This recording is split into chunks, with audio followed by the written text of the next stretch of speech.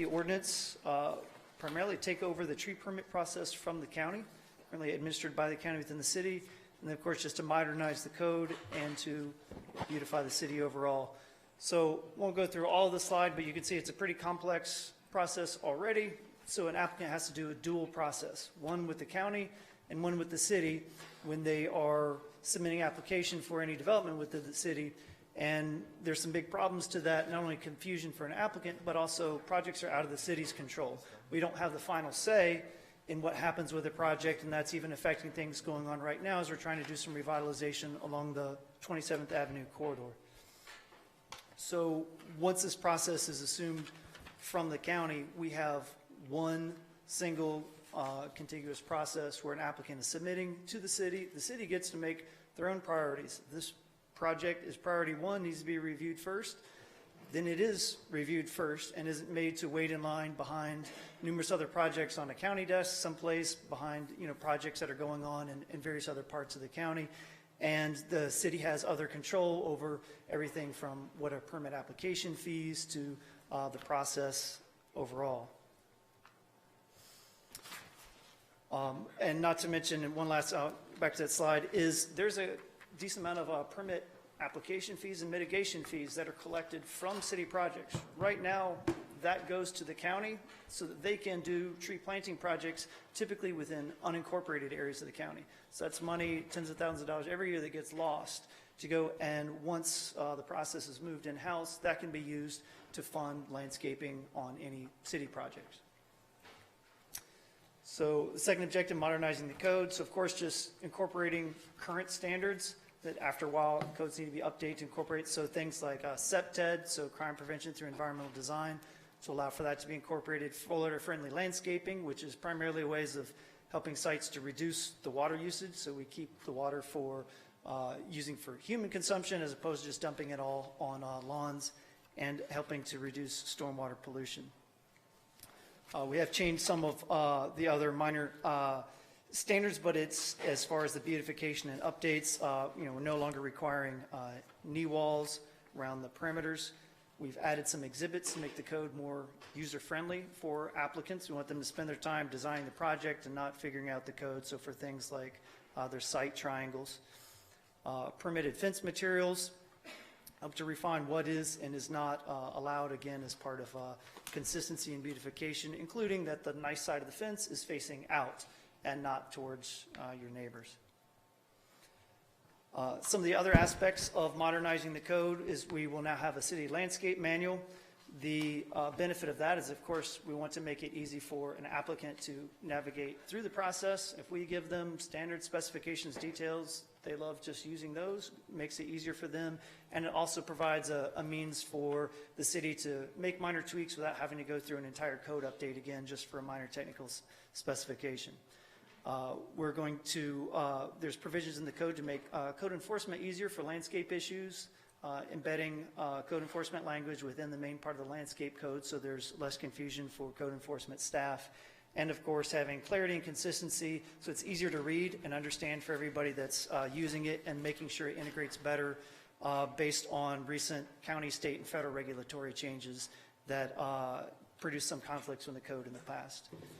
And so what all this leads to is city beautification with improved design criteria and enhanced landscape designs, the permit process, which is protecting the mature trees that we have in the city. And one of our new things is integrating landscape maintenance plans, which not only make our sites look good the day they open, but keep them looking good year after year. And again, reduce confusion so that business owners can concentrate on running their business and not trying to figure out how they should be maintaining their landscape, and so that their landscape contractors aren't guessing at that as well, but there's a set standard. So we have a few examples of some sites, that will advance a little bit quickly, that are where we've started to be able to implement some of these concepts in advance of the code actually changing. This is one example of the digital smoke shop, and you can see, I think one of the pictures didn't come through, but this is their landscaping out towards the road. It looks not like a commercial establishment, much more pleasant of an area to walk by the road. This is industrial warehouse project, the Gateway Center, right near the edge of the turnpike. And there's actually multiple layers of this building front vegetation, which again makes it have not a hard industrial edge, but a much softer, more welcoming as part of the gateway to the city. Some other examples is newly opened Spins Car Wash. And you can see now even features in the picture in the lower right, the dumpster enclosure that almost looks more like a site amenity than the eyesore that might have been included on some past sites. And then we also see this is the Ozinga mining site, but you wouldn't know that unless somebody's telling this to you. This looks much more like landscaping an area on the street you want to walk down and not next to an industrial complex, and that's the idea that we're going for, that wherever you go within the city, it's a place that you feel at home, feel comfortable, and each site is leading to the beautification of another. This example about city beautification really speaks to this permit process, the need to integrate it. This is a Four Seasons site, tons of mature trees, something that we don't get in a lot of parts of the city. And so having the process internally is going to help us to be able to integrate preserving some of these trees, but with a sustainable use of that site and a productive use of that site. And very importantly, since the trees will be a big part of it, keeping that control within the city and not having really the land use dictated by the county. And again, some of this other proactive, this is the ice house, ice stand, and with the original design concept, but then in implementing some of these city beautification principles and working with the property owner there, changing it and seeing really an instant result in, again, Florida-friendly landscape principles, changing it from really dead sod that was already in neglect even before the site opened to now a site that is much more well-maintained and established. And this last one, if you can guess what it is, I wouldn't have been able to guess, but it's a gas station. And so again, that's the concept that you're going through. You're not seeing this kind of harsh thing, but very welcoming type of approach. Questions for me? Thank you all very much for your time.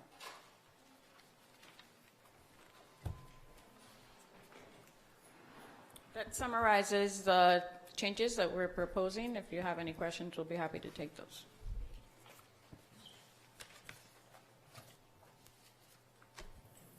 Williams. As it relates to permanent trees that are not in the right, well, on the city side of the sidewalk, not on the private side, how do you propose to maintain those trees? Is it up to the homeowner or is it up to the city? I've noticed that there are a lot of, the royal palms, they're dying. So how are we going to handle that situation? You mean the right-of-way trees? Right. The species within the right-of-way? Okay, I think that's through Public Works. Alexandra, can you? Sure. So that's one of the issues that we're having with a lot of plant species being installed not in the proper place, and that leads to them dying or some other issues. And Michael has been assisting us in developing preferred trees list that basically give us the right tree at the right place. And it's being proactively being implemented in all our reviews going forward. Like Nikisha said, the trees in the right of way, it's really Public Works, but we also work with them on selecting some of the species that go in there when it's for redevelopment projects. They had to coordinate with us as well. So the homeowner is required to maintain. The homeowner, yes, the homeowner is required to maintain right. the street trees. And if it dies, we remove it. I can't speak to that. I know they're responsible for maintenance, but I don't think I really don't know if Public Works gets involved in that. How are they going to remove a royal palm? Okay. With the machine, probably. You have anything to add in that regard? That may... Just standard process is exactly what we're saying, that Typically, the adjacent property owner is maintaining that, and that can be the case even on a number of different commercial properties, if those are counted as their street trees. But like we said, part of our goal is to make maintenance easier. We're trying to help steer newly planted trees, so these are not ones that people are having to routinely maintain and keep after, but trees that do not need a lot of maintenance. Yes, adjacent property owners are required to maintain it. Typically, Public Works in most jurisdictions will handle actual removals. And with the permitting program moved in-house, then we'll actually have a fund available to do replacements and additional street tree plantings wherever neighborhood revitalization efforts are scheduled. I know that Public Works coordinates a lot of efforts for maintenance and helping out the residents, the residential properties. But again, I can't speak as to the details of how those trees, if they die, if they remove it or not. Okay. I'm still not clear on the process, but I'll take it. Yeah, we can follow up between now and second reading. I think Tom Ruiz is out, but I'll follow up with him when he gets back. That assumes this makes it past first reading. Ms. Smith? Mr. Mayor, Yes. in our taking over the tree process from the county, does that mean that we will be taking over all of the trees, or does it become effective from the time that we start to take over that permit? Because we have a lot of trees in our main thoroughfare. They're blocking lights. Especially, I don't know about a lot of the other streets, but 207th Street, they just seem to not be able to get those trees trimmed well enough so that the lighting is effective. The process that's going to be taken over is the permitting process. So the maintenance is a separate area, and that might have to do with the right-of-way. So if something is a state road or county road and it's maintained by those crews, this doesn't affect that. What this does affect is if a tree has to be removed within the city limits, then it becomes the city's discretion as to whether or not that tree has to be removed, which might be one of those. We may say that one is just blocking the light, we need it to go. Now it becomes within the city's power and purview to say, okay, yes, we're going to get rid of it today, and not we're going to put in an application and then hope that a reviewer with no association with the city decides to, rule in our favor or not. Also, a lot of what you mentioned has to do with training of the people that are doing the With work, what now? training Oh, of the training. people that Okay. are doing the actual trimming of the trees.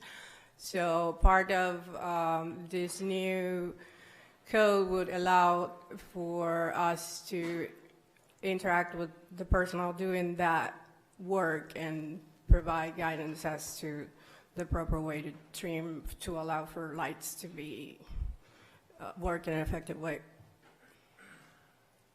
Mr. Mayor. Okay. Good evening. Is there any way that we could have received this when we got our agenda so that we're not just trying to cram it all down? Because I have a lot of questions about the 183rd, 7th Avenue, 2nd Avenue, just to get a better understanding on the business overlay district and what we're trying to accomplish. Yeah, it's in your packet. It's just that it's in We text. got the packet. Pardon? We just got the packet. It wasn't a part of the agenda when we normally do all of our reading, so that probably would have helped, that we could have looked at it ahead of time. Yeah, the You're talking about the presentation. PowerPoint, Yeah, right? But the PowerPoint is just a summary of what's in your agenda we only packet. got So one page. of your agenda, Yeah. the text amendment.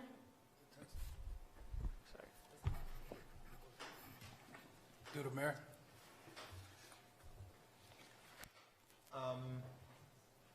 No, I think we're good. I think we're good. What I think I really want us to do is, I want the council to have some time to digest this, and to go through and review it, and have meetings with the mayor, the manager, and his staff with questions about individual areas. I think that's probably a good way to go. And so if that means we review it at the council meeting, and we just set second reading off more than to the next meeting or something like that, then I think we probably do that. I think that's what I want from, because I think that it is a lot to go through a workshop and then have at first reading we're going to, I mean, it takes away the idea that we would have substantive change. So that's what I think we probably should do. Ignar? Thank you, Mr. Mayor. This is not new. I mean, this has been the process we've always followed. The last zoning changes came before us about 2 months ago, and we get the presentations, and it's the same information that is in the agenda. But anyways, is on the agenda. I want to thank Cam, the manager, Nikisha Smith. I've been on this case, and it's been the concern for the community for many years that especially 183rd Street is not consistently zoned. It doesn't make sense that a business is going to be right next to a home, and one is zoned, two businesses basically next to a home. One is zoned residential and the other one is zoned commercial. But I think this helps, especially when we're talking about bringing development to the city. We have our new senior center that is going to be a magnet for activities and business activities on 183rd Street. This makes it make sense in terms of zoning consistency. So I thank you for the work. This has been a labor for over many months. Thank you for the work that you've done. Thank you, Mr. Mayor.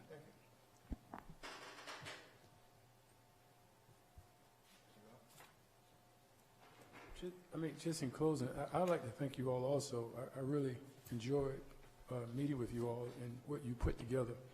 I think it's been a long time coming. I think it avoids some of the burdensome problems that our residents had back and forth with trees. So it's a good deal. Thank you.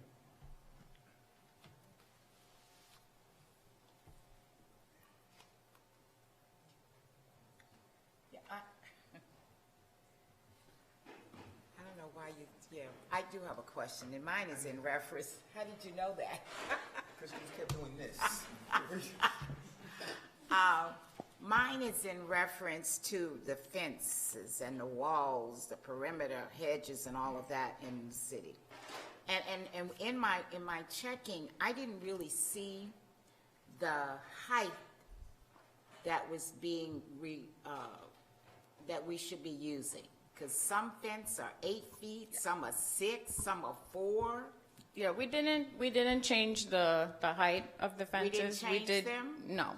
We did do things like change the material types and whether a lot of people were putting I guess you could say the bad side of the fence facing the neighbor. So we've made it clear that it needs to be that the good side of the fence faces out. So those are the types of changes that we made to the fencing. The fence height really varies depending on what zoning district you're in. So for example, if you're in an industrial area, you can have a higher fence than if you're in a residential area. And that's where the variation in the fence height comes between residential. Commercial is usually 6 feet, and then industrial is usually up to 8 feet. But that's what I'm saying. In the residential areas, we have a lot of different sizes of fences. It's 4 feet in the front, and then in the rear, it can be up to 6 feet. Yeah. How long are people going to have to come in compliance with this? Yeah, because the minute it goes into effect, then we'll start enforcing it. The landscaping, The landscaping will have an effective date, and we were discussing that you would have to come into compliance once that effective date what's the comes. effective date? I think second reading, it's going to be, if it's December or January, then So it would be immediate, yeah. As soon as we enact it, every business has to come in Compliance. compliance? Yes.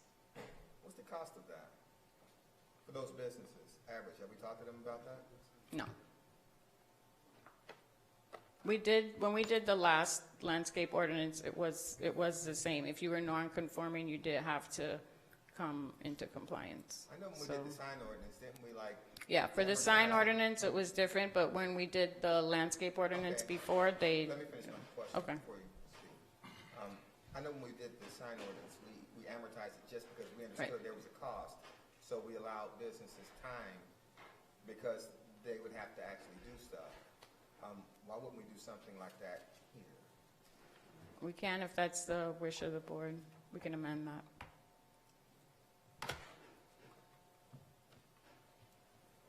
Yeah, I think that's a good idea, and I think that that's what we should do. I think that that's why I said I think probably we should take a little extra time and just look at it.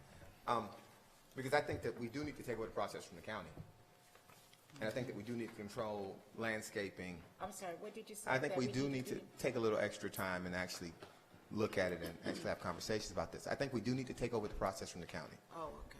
We do need to do that. Not just because they use our money in other places, but because the process is just too cumbersome and long. It's being able to do something takes too long. But what I don't want to do is do something, and then I remember when they first addressed signs a long time ago in Miami Gardens, and I remember not actually getting real community or residential buy-in. I remember how as soon as we passed it, it was just uproar, and it ended in, yeah, I remember all that. Been for just long enough to remember that. So I don't want to do that again. That wasn't a good experience for me. And again, how soon will we get information back from the county whether or not we? Well, I don't think the county has a choice about letting us take it over. I think how we're going to take it over. That is, we're taking this over. But it's just what they can do is probably make it, the transition difficult, which is what they typically done. But they probably won't even do that this time. So that we've actually already coordinated with the county, and they've done a courtesy review of the proposed code update. So they're already kind of gave it their seal of approval, and they have just left it open to say if this is adopted, the city moves forward, you tell us the transition date, we'll coordinate a transition. So they're ready and on board to do this, in part because they recognize their own overburden of workload. Yeah, it's a lot. So, but we need to really be sure and look at this, not just with regard to the trees, but remember these things are going to have actual effects on people and how they open business and what they do. And whatever we do, it's gonna be phased in. And if we're gonna phase it in, I want the amortization to look like something that if somebody was up to code, they get time. But if they weren't up to code, we can start citing them now because they weren't up to code. So they don't get time if they weren't complying anyway. So it needs to be staggered and phased. It needs to be very nuanced in that way. So we need to work on that. Mayor, Yeah. we have an ordinance on tonight for your consideration, so whatever amendments we make would have to come back and be approved by the council by amendment, because staff doesn't have the ability to amend an ordinance once you all approve it on first reading.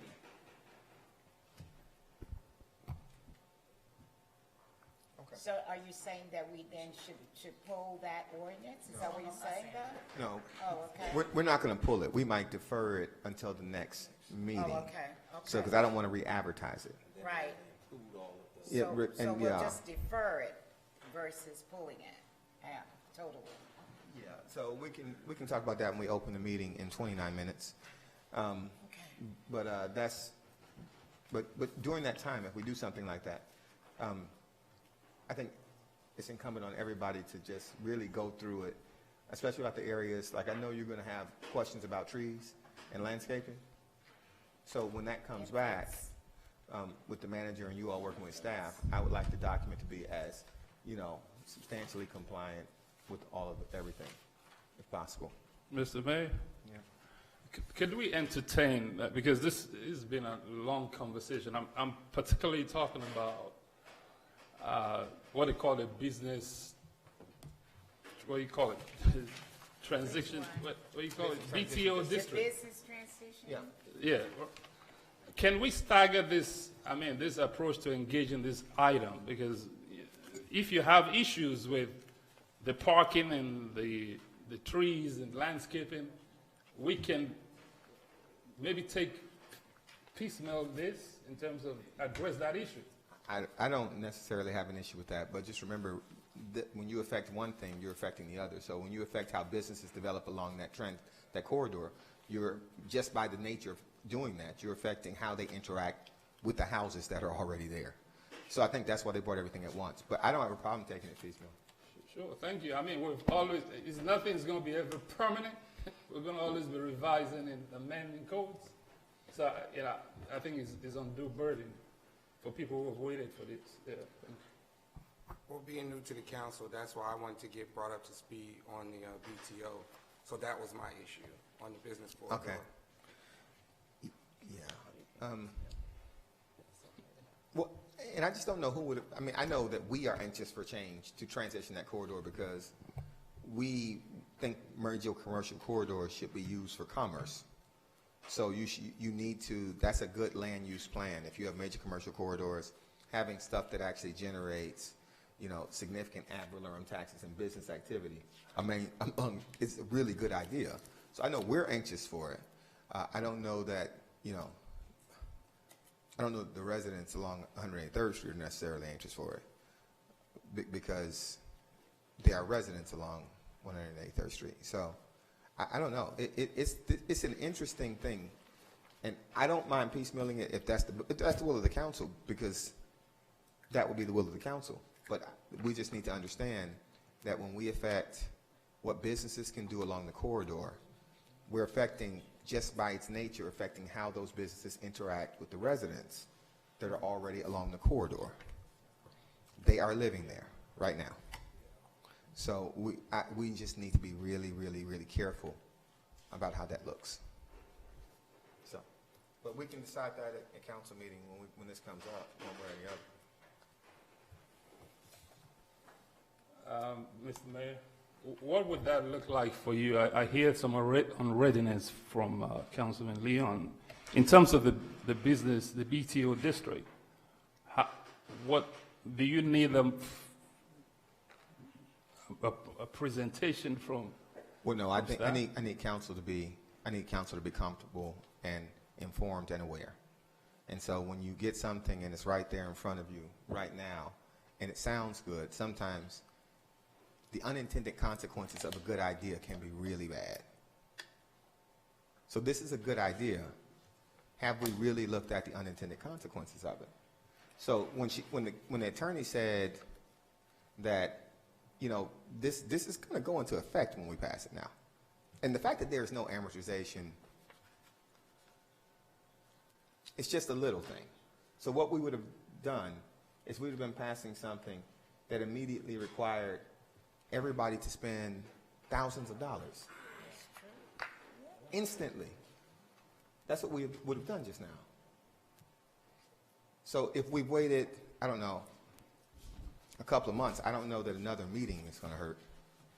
I don't know that another meeting will hurt. So that would be my suggestion. Mr. Mayor, I'm sorry. Go ahead. Yeah. This, in terms of the BTO, I'm talking about the BTO, there's really, I don't see any encumbrance on businesses that we cannot foresee now. And I think even if we cannot foresee now and it becomes apparent between now, hopefully that this passes to the next reading, which is another month, we have time to really deal with the issues. No, and the council can vote on it, but I would disagree. And when you say encumbrance on businesses, it wouldn't be that it encumbered a business. For instance, if now you allow a use for a business next to a residence, a house that wasn't previously allowed, that's not an encumbrance on the business. That's an encumbrance on the resident. So I believe that this will be good for business. And I mean, I got a pretty good history of being good for business, but we need to be mindful. So I don't think that this is going to, if we pass this, it will encumber business. It's designed to facilitate business. What I'm saying is we need to make sure it's cautious with regard to how it interacts with the residents that are there, with the understanding that that corridor has to be transitioned. The future land use of that corridor does not need to be residential. It never should have been residential. That's right.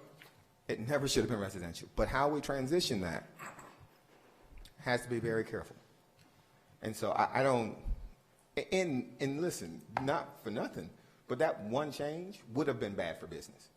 If you instantly sent a notice to our business owners along that corridor and said they had to update their their landscaping immediately, you would get every business along there saying, we got to do what? You have to face that in. So that one change would have been very bad for business. Yeah, but I'm talking about, I'm not talking about the landscaping component of it. That's what I'm saying. If it is possible for us to look at a piecemeal, address the BTO, and deal with the others.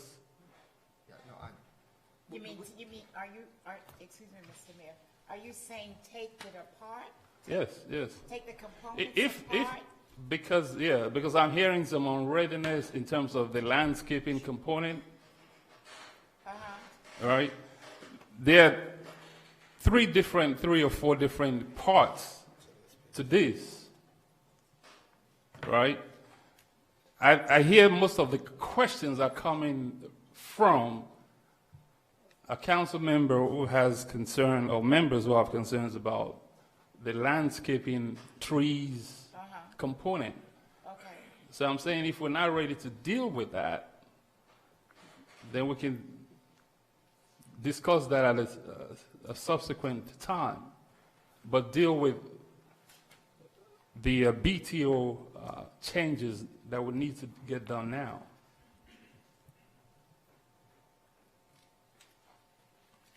I really don't see how we would be able to take this kind of an ordinance and separate it bit by bit, because you're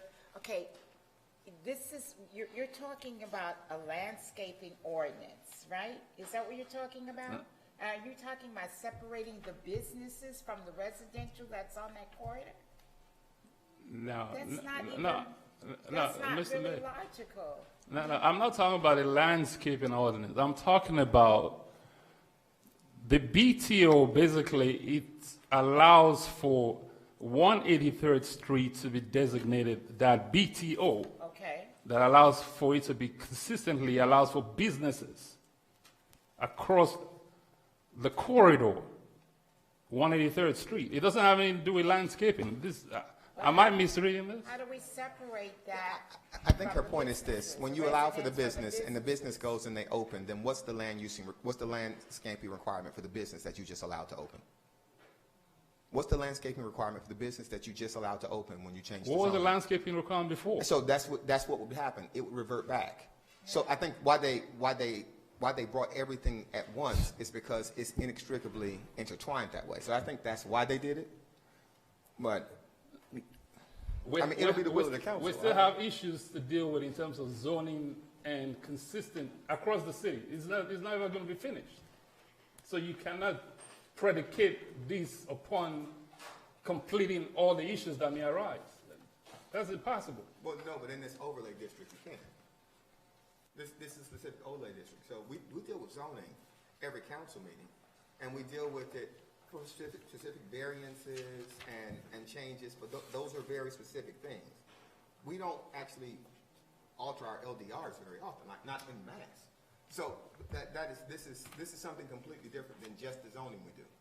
So when they bring something and taking it apart, the unintended consequence of taking it apart, I would almost rather just pass the whole thing and just come back and fix it, because the unintended consequence of taking it apart is probably worse than just rushing into it, because when they say a business can go someplace, they factored in now the land use, the natural barriers instead of the fences. All of those things are factored into that. So now you'd be allowing without those factors. So no, if we're going to do that, y'all, we can just pass the whole thing and move it forward. But I don't think that separating it out like that is necessarily a good thing. Mr. Mayor, I had an issue with the 183rd corridor long before it was contemplated. And I was going to bring an ordinance, like every council member can bring an ordinance change. And that was the catalyst for, I guess, for all of this other stuff that came up. You know, so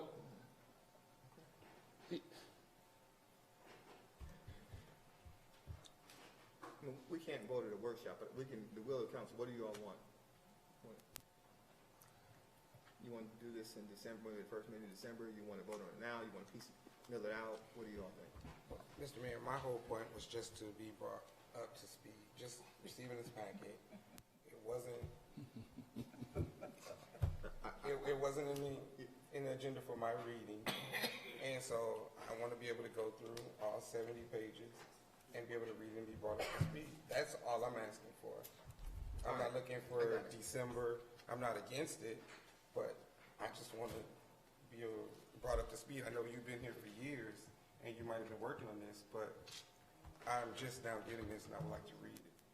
Okay, can I ask a question? Can we bring back substantive changes after first reading? Sure. No, Yeah. I'm talking to the attorney. Oh, okay. You can Yeah. do it, Mayor, you would have to adopt every amendment separately by motion. But you can do it, you can approve it and then make each amendment separate, because this is zoning now.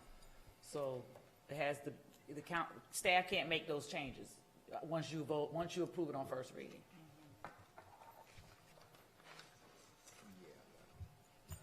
Yeah, no, I'm not gonna do that. That I think at the state that we are, I personally think it needs to be deferred and that we bring it, the entire thing back. That's my opinion. Yes, with the changes, we can defer it and bring it back in our first meeting in December. And so we can get it all done at one time instead of piecing this thing out. Do we have 2 minutes? That's what I personally think we should do. One. And excuse, Mr. Mayor, I'd be willing to have a second meeting and get it done in December if you want to do it by the end of the year. I'd be willing to have a second meeting.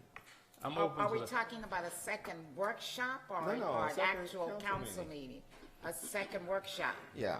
Okay, well, we could do that. No, a second council meeting. Then we can just. I would have- Council meeting, I don't I'd mind like to having a make special council Sure, meeting sure, for this in December, second meeting, Yeah. so we can get it before the end of the year. and Mr. Mayor, through the mayor, is it okay if I meet with city manager? and I his team want to you go all through to this? meet with, because I want everybody to have all their questions answered and it to be reflective of, because I will tell you how generally change, big change happens.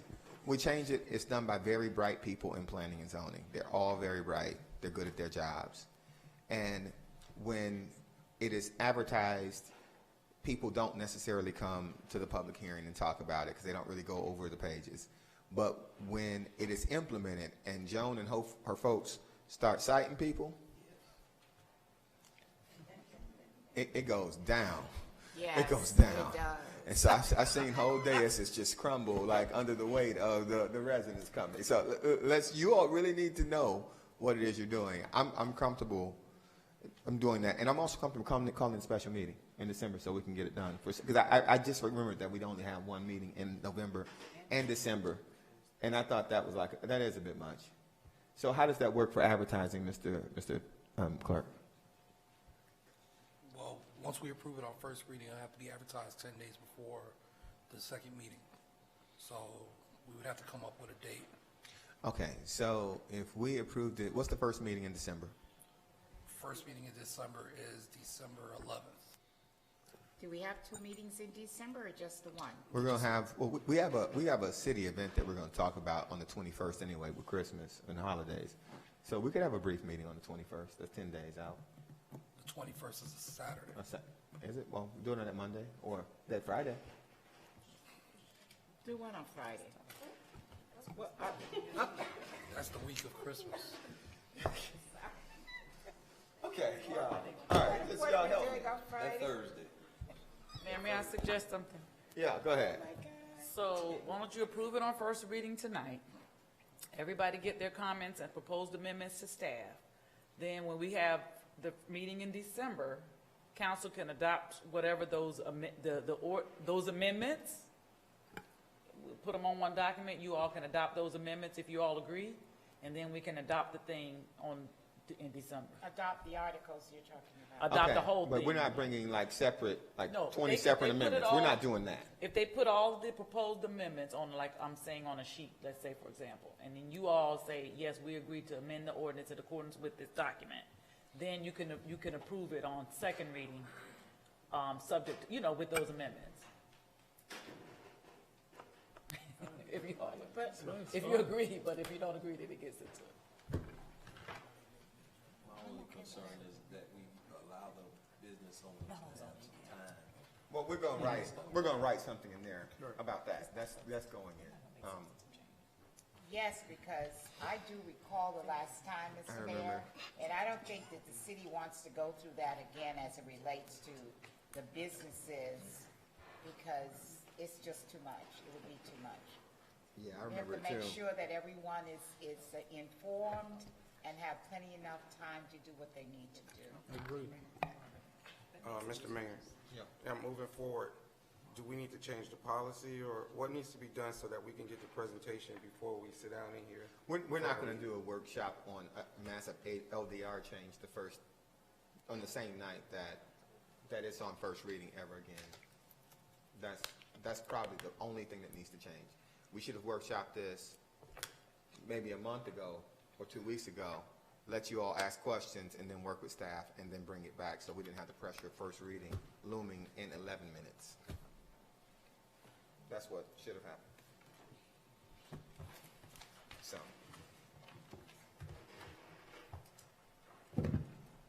that's how that's. Thank you. But okay, so we got us a plan. You good? I'm good. Okay. With that. Everybody good? Yes. And you all know you still have to work with staff. Now you have less time, but you have to go work with staff. Right after this meeting, set up, go through it, But, come back with any changes, add it up. I mean, in support of staff, I know we have to work with them. I mean, I got a call to meet with them to go through this packet, and they met with me, staff. I thought everybody had that opportunity.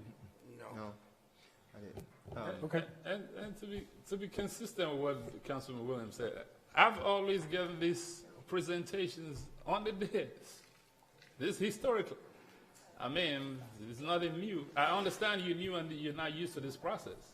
Well, it's not necessarily about the process. Just because it's been done historically doesn't mean it's right. I You hear can you. be doing things for years and it can be wrong. I- But to a person that reads their agenda and goes through their information so that they can make the right decisions, you should have it ahead of time. I agree. That's one of my always. I was going to say, you're making the point that we should go ahead. It's like, you're the person who always saying we need to have this ahead of time, right? That's right. Add-ons. That's why I never liked add-ons. Right. Yeah. I agree with you on that. But don't make it convenient when you want it. This is the first one. It's the first one. It's the first one. Listen, I just think I think the difference between this and the things that get added on is the scope of this. Right. This is a bigger thing.